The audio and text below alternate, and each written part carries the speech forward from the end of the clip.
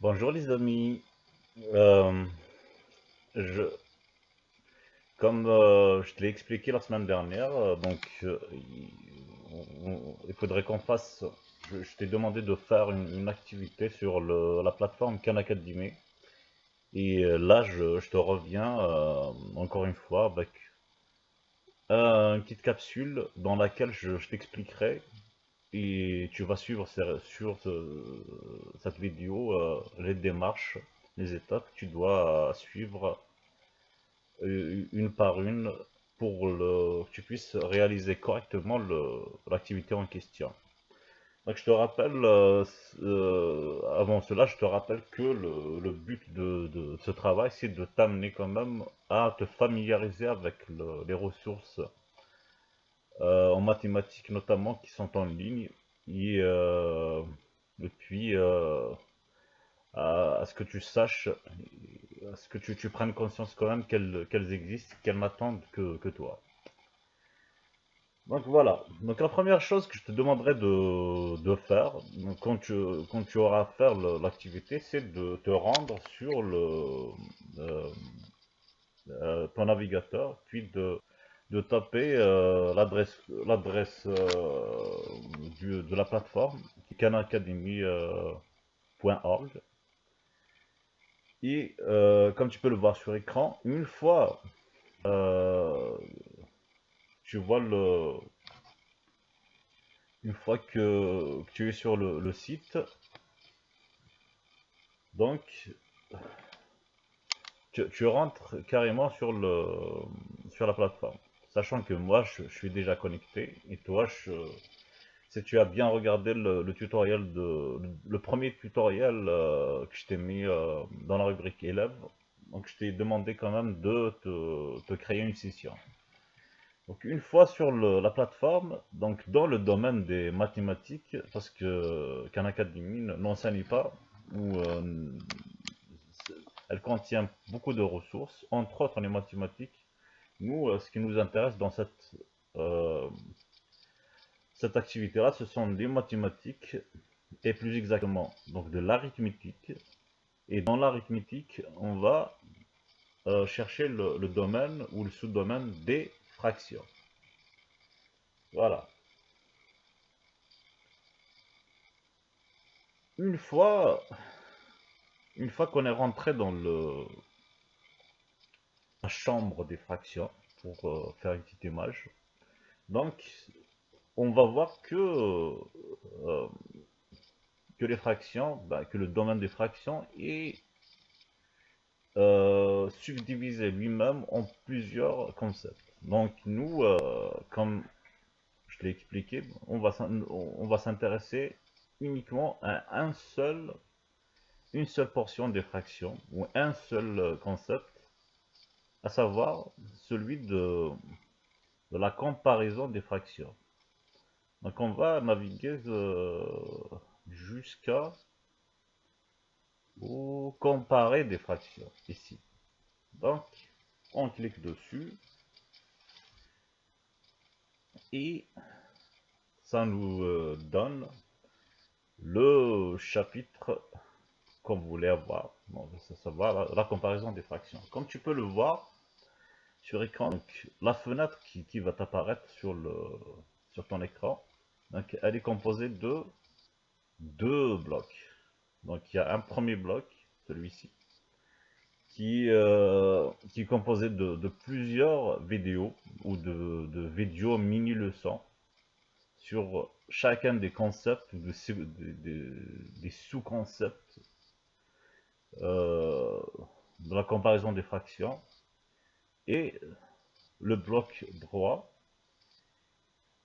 il est dédié aux activités, aux exercices et à l'entraînement. Donc à chaque fois que tu regardes un concept, chaque fois que tu regardes une mini-leçon sur un concept, on va te demander de t'entraîner, ce qui est tout à fait normal, afin que tu puisses intégrer les subtilités ou les éléments du concept abordé. Donc une fois que tu es là, donc, je te demanderai d'abord d'aller voir donc, une vidéo. Donc la vidéo, c'est une mini-leçon. Donc c'est un prof, en chair et en os d'ailleurs, qui parle, et tu vas l'écouter, tu vas voir. Bonjour, alors dans cette vidéo on va essayer d'apprendre à comparer des fractions. Alors on va déjà se concentrer sur ce cas-là. Donc je vais essayer de comparer ces fractions 4 sur 7, 4 septièmes et 3 septièmes. Le but c'est de savoir laquelle de ces deux fractions est la plus grande. Alors ici j'ai dessiné deux barres identiques, hein. Ouais, Chaque barre. ok. Une fois que tu as regardé la vidéo, donc tu vas, évidemment, tu vas t'entraîner. Donc tu vas essayer de faire quelques exercices pour que tu puisses intégrer le concept. Donc ça va te donner cette fenêtre-là. Parfois c'est assez lent. Donc ça va te donner cette fenêtre-là. Ah,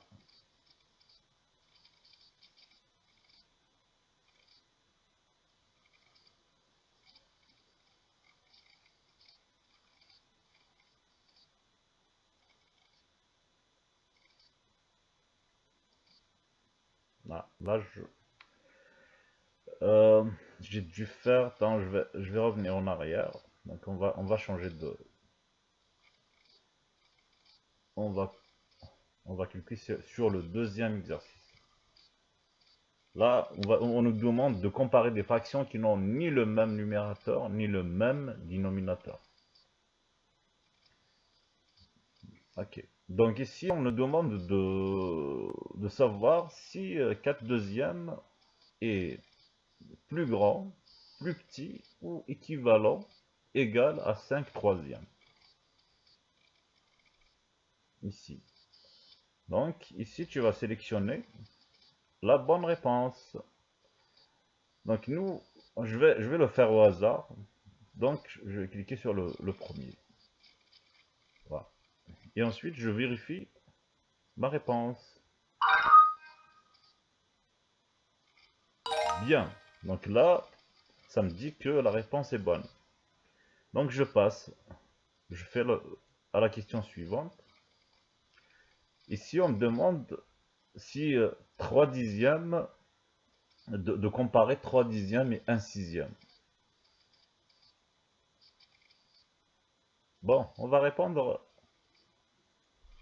n'importe quoi. On vérifie. Waouh, pas tout à fait. Donc là, ma réponse n'est pas bonne. Qu'est-ce que je fais? J'ai le choix de regarder une vidéo ou de demander un indice, comme c'est dit ici. Le but de tout ça, c'est bien évidemment, de permettre à l'apprenant, à toi, de te permettre de chercher à comprendre l'erreur. Parce que c'est en comprenant l'erreur qu'on apprend, qu'on rentre dans les subtilités d'un problème. Donc donc je vais demander de l'aide ici. Et là, donc on m'amène sur.